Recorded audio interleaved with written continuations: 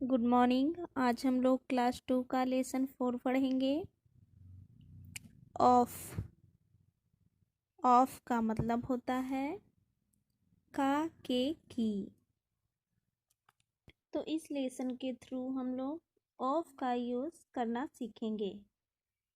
Of का use relationship, संबंध, position, स्थान, वर्शिप, अधिकार बताने के लिए होता है। जहाँ वाक्यों में का के की आए वहाँ वाक्यों में हम ऑफ लगाते हैं। या जब हम दो नॉन के बीच संबंध दिखाते हैं तो ऑफ का यूज़ करते हैं। यानी कि संबंध दिखाना होता है, संबंध बताना होता है, वहाँ हम ऑफ का यूज़ करते हैं। तो आइए दिए गए सेंटेंसेस से ऑफ का यूज़ सीखते हैं। बुक में आप देखेंगे कि वन साइड पिक्चर्स बना हुआ है और सेकंड साइड में पिक्चर्स से रिलेटेड सेंटेंसेस हैं। तो हम लोग सेंटेंसेस के थ्रू देखेंगे कि एक नाउन दूसरे नाउन से कैसे रिलेशन में है, कैसे संबंध बनाए हुए हैं। ए लेग ऑफ द टेबल, मेज का एक पैर। यहाँ मेज और एक पैर के बीच क्या आ रहा है? का। तो लेग का रिलेशन किससे है? टेबल से है। और लेग का रिलेशन टेबल से बताने के लिए ऑफ का यूज किया गया है। Next, the hands of the clock, घड़ी के हाथ। यहाँ घड़ी और हाथ के बीच में क्या आ रहा है? के। तो हैंड का रिलेशन घड़ी से बताने के लिए ऑफ का यूज किया गया है। Next, the brother of Mohan, Mohan के भाई। तो मोहन और भाई के बीच के आ रहा है। यहाँ मोहन का रिलेशन किससे है? भाई से है। तो मोहन का रिलेशन उसके भाई के साथ बताने के लिए के लगाया गया है और इसीलिए यहाँ पर ऑफ का यूज़ किया गया है। नेक्स्ट, द बुक ऑफ अमर, अमर की किताब। अमर और किताब के बीच में की है, तो यहाँ बुक का रिलेशन अमर से है, इसीलिए ऑफ का यूज़ किया गया है। तो इन सेंटेंस से पता चलता है कि ऑफ का यूज़ दो नाउन के बीच संबंध बताने के लिए किया गया है, जो कि नाउन है leg, table, hands, clock, brother, Mohan, book, Amar. तो ये सभी में बीच में ऑफ का यूज़ किया गया है। और इन सभी वाक्यों में हम देखते हैं कि वाक्य के बीच में क्या आ रहा है? का के की। इसीलिए सेंटेंस में हमने दो नाउन के बीच संबंध बताने के लिए क्या का यूज़ किया है? ऑफ का यूज़ किया है। नेक्स्ट, दिस इज अमर, यह अमर है। दिस इज हिज बुक, यह उनकी किताब है। This is the book of Amar, यह किताब अमर की है। दिस इज अमर्स बुक, यह अमर की किताब है।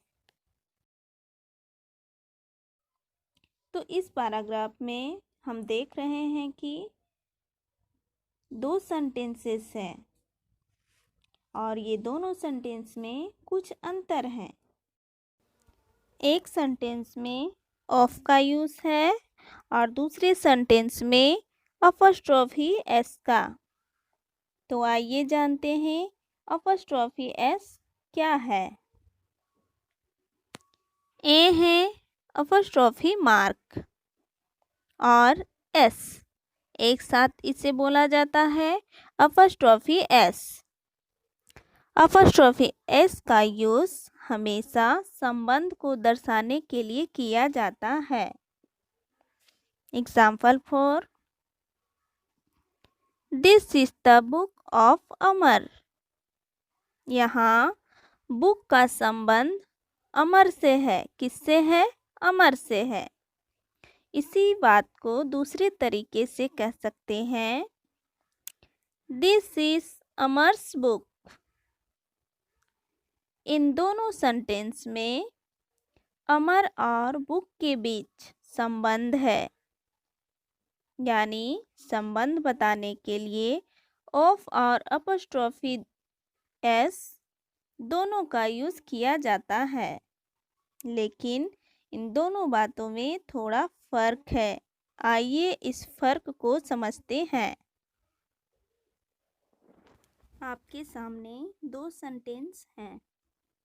This is the book of Amar. यहाँ ऑफ का यूज़ किया गया है, यानी द बुक ऑफ अमर। यहाँ पर बुक को अमर से ज़्यादा महत्व दिया गया है, यानी किसको महत्व दिया गया है अधिक? बुक को। दूसरे सेंटेंस में दिस इज अमर्स बुक। यहाँ पर अमर को बुक से अधिक महत्व दिया गया है। किसे अधिक महत्व दिया गया है? अमर को। इस बात को और बेहतर से समझते हैं। नेक्स्ट एग्जाम्पल लेते हैं। That is Rita. वह रीता है। That is her dog. वह उसका कुत्ता है। That is the dog of Rita. वह कुत्ता रीता का है। यहाँ महत्व दिया गया है डॉग को, यानी कि कुत्ता है किसका है? रीता का है। और क्या है? डॉग है। काऊ नहीं है, कैट नहीं है, क्या है? डॉग है। दूसरे सेंटेंस में दैट इज रीतास डॉग, यानी कि रीता का कुत्ता है, किसी और का नहीं है। तो यहाँ पे महत्व किस बात पर है? रीता पे है। Next, this is a cat. यह एक बिल्ली है। This is it is tail. Tail means पूंछ होता है, तो यह उसकी पूंछ है। This is the tail of the cat. यह पूंछ बिल्ली की है। इस सेंटेंस में पूंछ पे अधिक महत्व दिया गया है कि बिल्ली का क्या है? पूंछ है, और कोई चीज नहीं है, लेग नहीं है, आई नहीं है। क्या है? बिल्ली की पूंछ है। This is the cat's tail. यह बिल्ली की पूंछ है।